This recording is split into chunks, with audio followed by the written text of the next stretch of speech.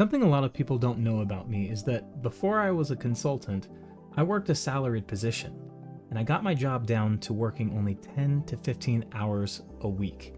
And people wonder, how did you do that? And by the way, my boss was cool with it. My boss knew. Here are the steps that I took to actually make my full-time salaried position a part-time position that allowed me to launch my consulting career. As soon as I moved into this manager position, I realized that information was everywhere. Data is the foundation of the entire business. If your data is all over the place, you don't really have the opportunity to go and optimize on top of it because you may just be, for lack of a better term, polishing a turd. If you don't know what's happening, you're not able to effectively make things more efficient. You may actually just be streamlining inefficiency. You may be streamlining a bad process.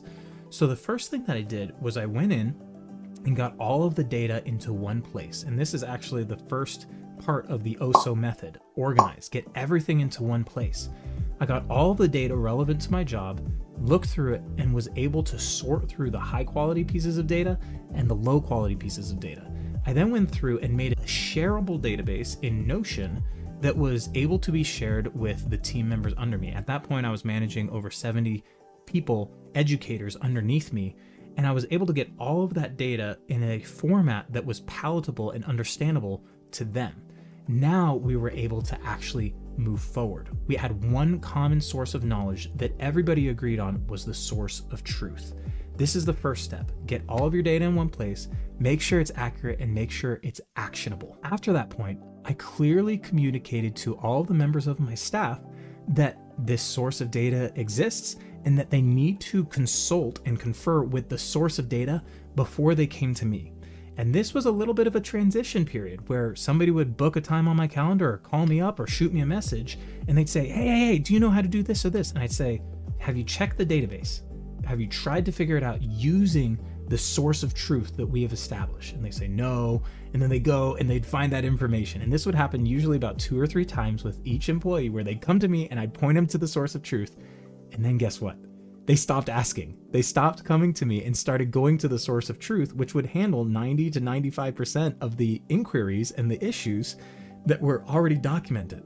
This not only saved me time, but it made the entire organization more efficient because everybody was doing the same thing in the same way, using the best methods that were documented in that information. On top of that, I also was able to create a couple of tools that allowed me to better communicate with all of my staff. Now, this may be a little bit sneaky, but one of my secret weapon tools was what I called the group DM.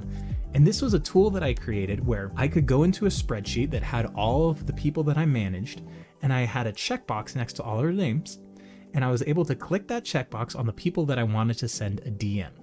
And I had a special Slack channel set up to where when I sent a message to that Slack channel, it would automatically send a direct message to each person.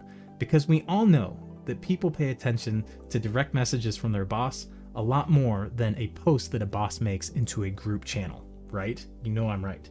So I was able to direct message each one of these people. They see the message as coming directly from me saying, hey, could you send me an update on your day? Or, hey, any issues? Or anything that each one of them were stakeholders in. So right away, instead of going through and sending messages to each person, I'd just be like, man, I need to let everybody know about this, or everybody needs to accomplish this task. Everybody needs to fill out this form, right?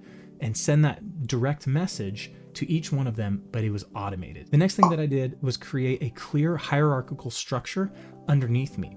So underneath me, there were what we called teachers and teachers' assistants. We sometimes called them mentors, but there were teachers and teachers' assistants. When I first came into the role, all of them would just reach out to me directly. But what I instilled was that teachers' assistants need to go to the teachers first. They needed to stop by and talk with the person that was immediately above them rather than coming directly up to me, who they technically reported directly to me, but the teacher was able to answer a lot of those questions so that they never even came to me in the first place. This not only, again, helped save me time, but it made sure that everybody was on the same team.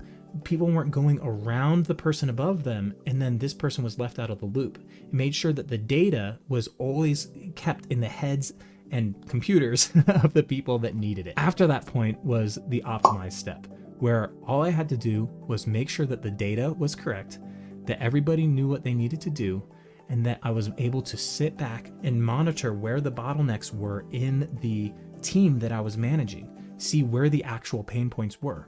I then had the ability to not be focusing on putting out fires and actually just removing bottlenecks, making sure that fewer fires happened overall.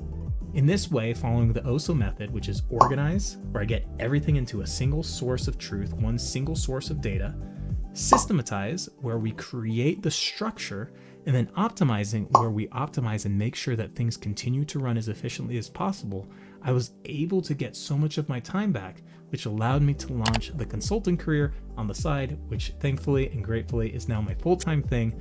I'm very grateful for that company, by the way. I still keep in good contact. I've actually been able to hire a couple people from that company that I know were rock stars, right? All in all, big win. OSO method for the win.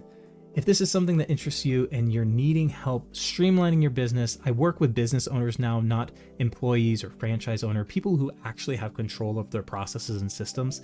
If that's something that interests you, feel free to reach out. I do a free consult where I can make sure I'm giving you as much value as possible. After that, I do weekly and daily consults with people and be able to make sure that you're getting as much out of your business as you would like. All right, have a good one. See you around.